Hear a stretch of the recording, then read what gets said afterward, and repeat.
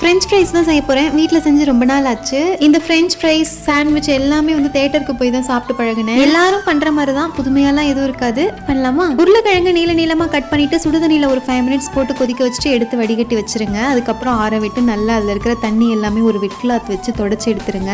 அதுக்கப்புறம் அதுல கார்ன்ஃபிளவர் எல்லாம் போட்டு அதை எண்ணெயில போட்டு பொரிச்சு எடுத்துட்டீங்கன்னா அவ்வளவுதான். ஒரே டைம் தான் பொரிப்பேன், நான் 2 டைம்லாம் பொரிக்க மாட்டேன். அது கூட ஒரு டொமேட்டோ கெச்சப் வச்சு சாப்பிட்டோம்னா சூப்பரா இருக்கும். இந்த பேசிட்டே இருப்பாங்கல்ல, அந்த மாதிரி ஆள்லாம் நான் கிடையாது. நிறைய வாய் பேசுறவங்க எல்லாம் பார்த்தா எதுக்குடா இப்படி பேசிட்டு இருக்காங்கிற மாதிரி தோணும். இப்போ வாய்ஸ் ஓவர் கொடுக்கும் போதுதான் ஐயோ பேசுறதே ஒரு திறமை தானே இருக்கு அப்படின்ற மாதிரி தோணுது. ஸ்கூல் படிக்கும் போதெல்லாம் எங்கிட்ட அவ்வளோ சீக்கிரம் பழக முடியாது. நல்லா பழகிறதுக்கு 1 மாசம் 1.5 மாசம் ஆகும். ஆனா இப்போல்லாம் அப்படி இல்லை, அப்படியே மாறிடுச்சு. ஆனா ஒரு சில பவுண்டரிஸ் எல்லாம் செட் பண்ணிப்பேன். இந்த மாதிரி பேசக்கூடாது, இந்த மாதிரி கேட்க கூடாது அப்படின்னு சொல்லிட்டு.